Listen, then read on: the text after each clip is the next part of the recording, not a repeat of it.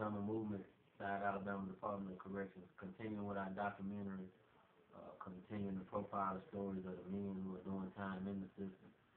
We're doing the second part of our interview again with Brother Yuseph. Y'all remember him from the first interview. He's profiled on the front page of the website, and his story is about struggling, trying to overcome a system of oppression daily, living in an environment that's unfit for human beings. Brother Yuseph, y'all seen the beds and stuff. Brother Yuseph spent time in lockup. He slept on the rock. He sleeps on the steel bed. He's 79 years old. No pillow for his bed either. So, you know, these are the things that we say deserve the immediate attention of the men in the prison system as a whole. We also have a young man with us today, Brother Nell. He's got a 20-year sentence, looking at parole at about 17 years. Attempted murder on a police officer, no one was injured. And he's going to do 17 years before they even consider him for release. Those are the stories that we use to show the need for reform in sentencing as well as for reform in parole. So we're going to get the interview started with Brother Yuseph today. Brother Yuseph, you have some notes and information things you want to discuss. Go ahead and lay it out. After the leg, my brother, it's a lot. I always like to start with hey, actually, Quran, right? When Allah said in the Quran, oppression is worse than start. Oppression, we know from experience in the struggle for years and stuff, that oppression causes to bring out the worst in man. That's why, and you can see that the worst is bringing out in our youth today, right?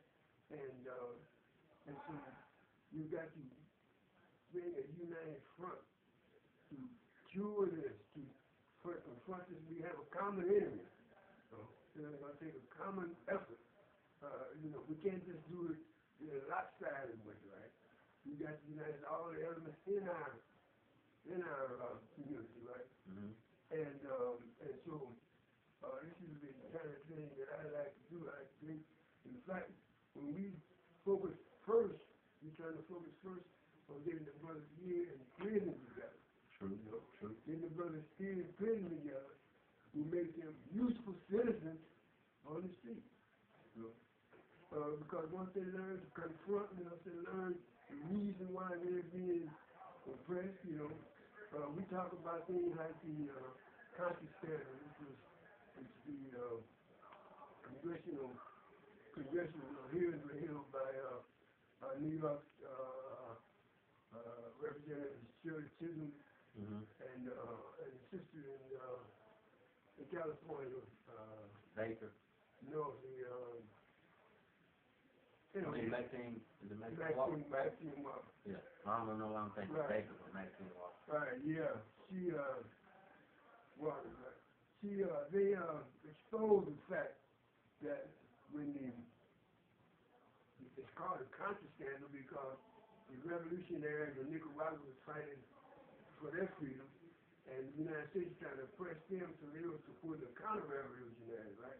And the counter-revolutionaries, supplying the counter-revolutionaries with weapons, right? Mm-hmm. And counter-revolutionaries were paying for the weapons with cocaine. Mm-hmm. And they were taking tons of cocaine. Who was that? Out of the North.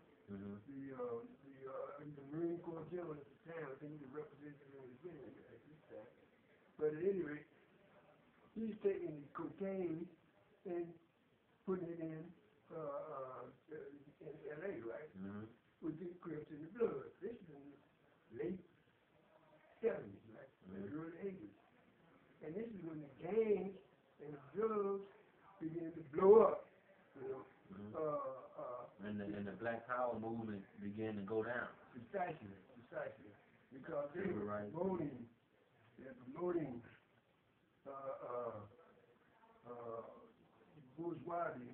the middle class, you know.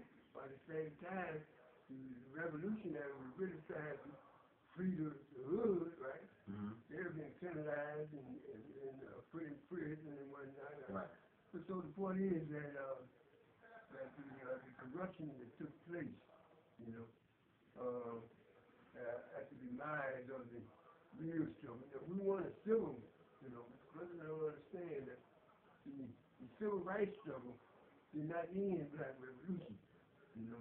Did not end the struggle for it, because people didn't think, but we got civil rights, right?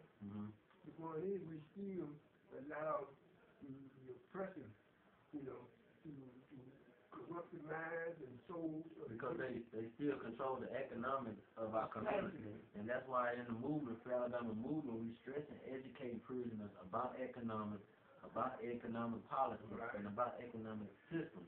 Because when we understand that, we can better understand the economics of the prison system. Economics on the right, the whole. Right, exactly. But we got to think more than just economics. We got to think in terms of also of the propaganda, the manner in which they promote. Right. The disinformation and misinformation that they put out to mask the specific agenda. Be combative. Right. These got to be combative. And that's what these interviews are for. That's what these documentaries are for. To educate people, educate the community, and bring the real stories out. This is who we are. This is what's really going on. People think that we living in prison with air conditioning, color TVs, and this and that, because they got particular spots in prisons that they'll take you to, and you might see that. We show that in our videos. We went inside of JK. We showed wall-to-wall bookshelves, wall-to-wall encyclopedias, wall-to-wall dictionaries, DVDs everywhere. A clean, healthy living environment. It's easy to gravitate toward education and rehabilitation when you have these things, but they doing like what you said. They, instead of dumping cocaine on us now they dumping us in squalor. They dumping us in these little small cells and stuff, and we feeling the effects of it daily, mentally. Not just too much the cells are so small. This is, that always relates to the fact that the health department gives them people a AAA rating. Yeah, green light. But dust is this thick everywhere we look. You can walk out the door and anywhere you look, you're going to see it piled up from the ceiling to the floor. Rats running around, spider webs everywhere. You got a spider web in this corner up there. Look at that. Take the light down so you can see it real good. And a spider. Crawl up there on it. This is right in this man's shoulder, right over his bed. Now being down on his bed so they can see exactly where we at. Right over his bed. Over his head. Big boy spider. That ain't no granddad. That's some shit that might kill you. Yeah. So and this is what warehousing human beings. This is what the term come from. And these are the conditions that define warehousing of men, and a majority black men. So, come on, bro, Yuseph. Well, I was just saying that these things like the roaches and rats and whatnot, these things are attributable not only to the way they don't take care of the prison, but also attributable to the fact that they cover all that stuff. Right. And talk about, if you would, I know you've been in court, you filed a lot, how the courts, when we filed on these things, they say this is not cruel and unusual punishment. How is it that this is acceptable treatment of human beings? Is it because we are black? Because we're convicts? But where did this come from? Where there's nothing wrong with this? Well, see, we live in a fascist,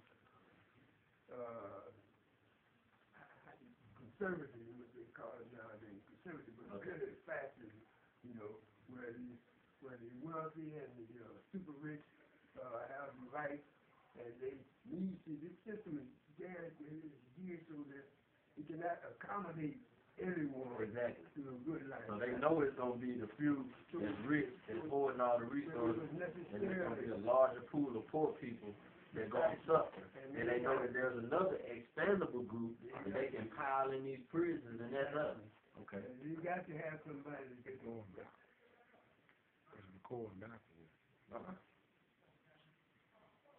Okay.